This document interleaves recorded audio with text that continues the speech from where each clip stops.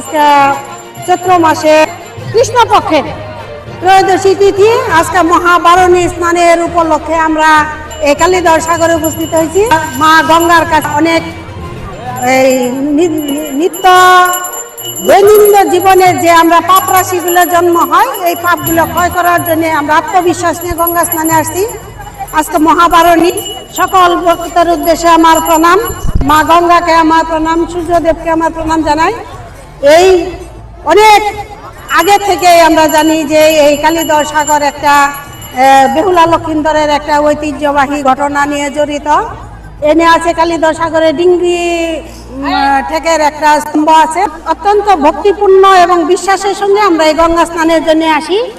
অনেক পুণ্যার্থ আছে, অনেক সাধুগুরু বৈষ্ণবরা, কিছু মহন্তরা আছে, ব্যবসায়ীরা আছে এবং মা গঙ্গার পূজা হইতেছে। সর্বোপরি আমরা একটা সামাজিক অনুষ্ঠানের মধ্যে আমরা ধর্ম পালন করলাম। সৃষ্টিকর্তার কাছে এটা প্রার্থনা জানাই, সবারে ভালো রাখুক।